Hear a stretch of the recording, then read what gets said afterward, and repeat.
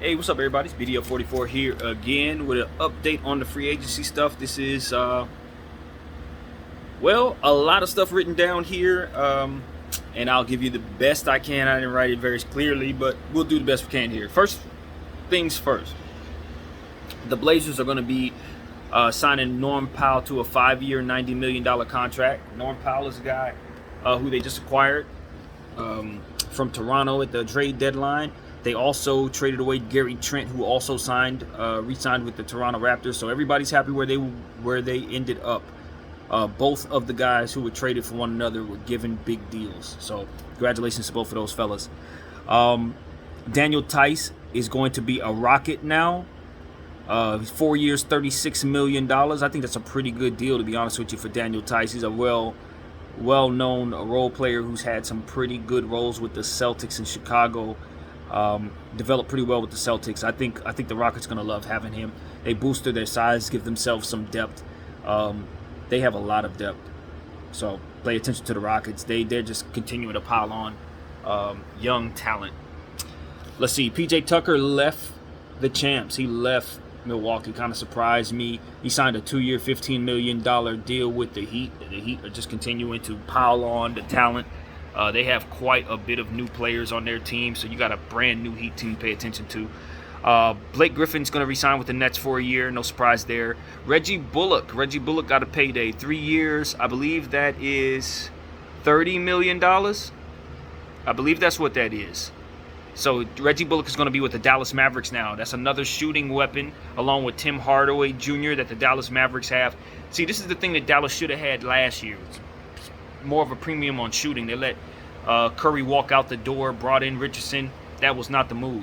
This year, it seems like they're making better decisions as it pertains to just making sure shooting is surrounding Luka Doncic. So Luka Doncic is going to not only bring back his Tim Hardaway shooting weapon, but he's also bringing in a very good one in Reggie Bullock. So look out for the Dallas Mavericks to be raining threes on your head next season.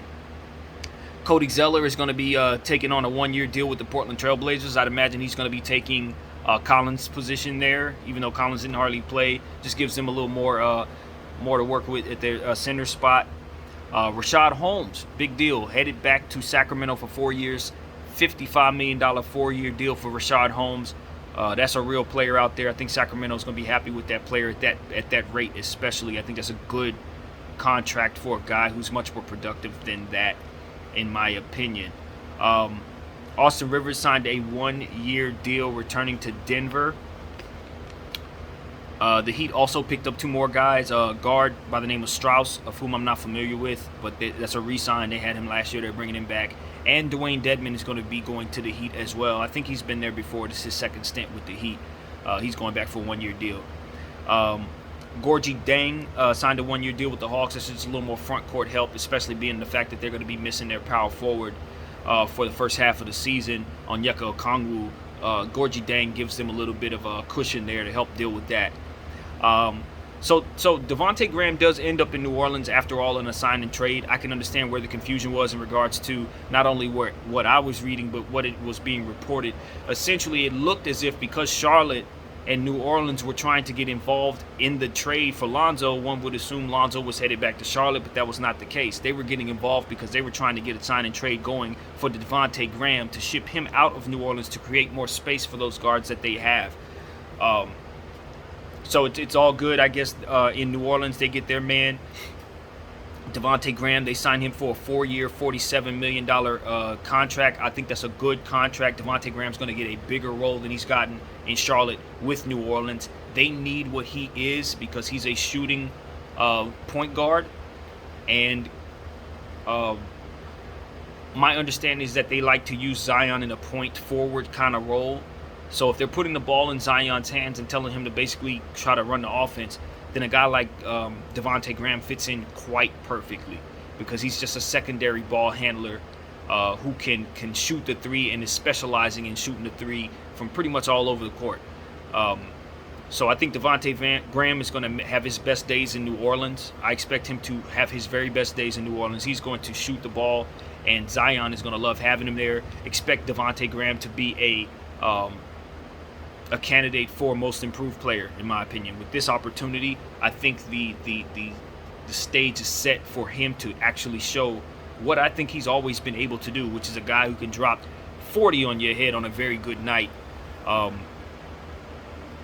just know he can do that. I've seen him do it already. I've seen him do it at length when he had opportunities, but I also see those opportunities disappear and him have injury issues and stuff like that and kind of come back mediocre from those injury issues. But when he's healthy, when he's right, this is somebody that can stretch the floor as good as anybody. So I think they're going to be super happy to have him in New Orleans. But they still don't have the facilitating point guard, so they're going to need Zion or maybe Satoransky and some other guys, including Graham, to help facilitate the basketball because they still are not quite there with their playmaking. But they definitely have shooting now, so that's a very good thing. They picked up some shooting. And, well, last but not least is a deal for a guy that comes back to the Lakers. Since we're signing everybody that we know already, the Lakers are having Bazemore back around for a second go-around at this thing for a 1-year deal, I believe. I don't know the framework. Sounds good to me. You know, Bazemore's a productive player who can play some 3, play some 2. As I said, we've had him. We know he can shoot the 3. We know he's pretty athletic. He can dunk the ball. It's been some years since we had him. Probably about 6-7 years since he's been here. But when we did have the guy, tenure went well. He was only here for a quick minute, but it was able to show us exactly what he was capable of, which was shooting the ball. You know, he's going to help us with that, especially from the corner. His corner 3 is pretty wet. This is just a guy who's streaky. You know, he's not going to give you a whole lot every night. But for him to be a rotational piece on a team like this, when we don't have a whole lot to do, to build with, rather, with our cap space, I think he was one of the better signings that we've had thus far. Trevor Ariza, I don't know if he's going to give you a whole lot. I'm not expecting anything from Trev. Kent Bazemore is somebody I expect to be more productive than Trevor Ariza at this stage in his career. If worse comes to worse, we can plug him in at the KCP spot and get some competent minutes from him at shooting guard. So, you know, that's what I see there. There's still more things for the Lakers to do, but I see what they're doing right now, and it's not bad.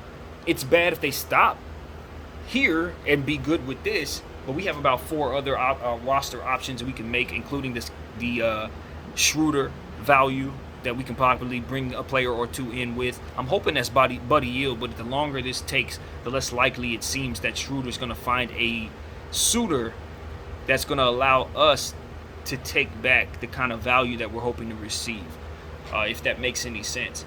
But we do get a trade kicker. We didn't let Caruso walk for nothing. That's the beauty of the situation. We got a trade kicker for, I believe, $9.5 million that we can toss into any situation that'll make up for any trade money that needs to be made up. So the difference there is going to be substantial. Let's say Schroeder, for example, wants 80, he can only get a $70 million deal.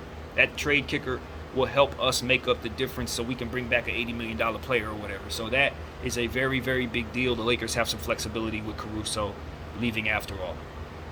So I think DeMar DeRozan is waiting to see what happens with the Schroeder money. That's what I think is happening there. I think he's looking at that and saying, if Schroeder walks for nothing, I can step into that Laker role and take that money.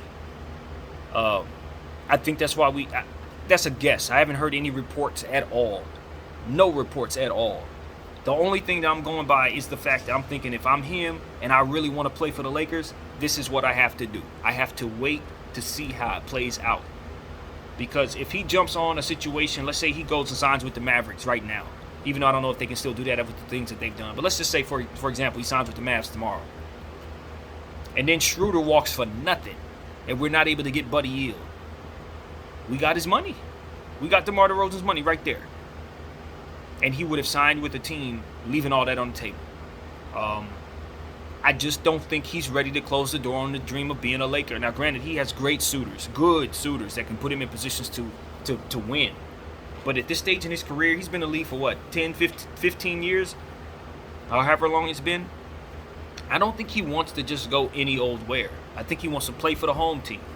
I think he wants to pull a Trevor Ariza and Russell Westbrook. I think he wants to be here, and I think it don't matter how much money he makes to a degree. I think this is a guy, I look at a guy like him, like Dwight Howard in a way. They've made money in this league. A guy like Dwight Howard can live off 1-year deals for the rest of his career and never worry about it. Hell, he could pay us to be here if he really wants to.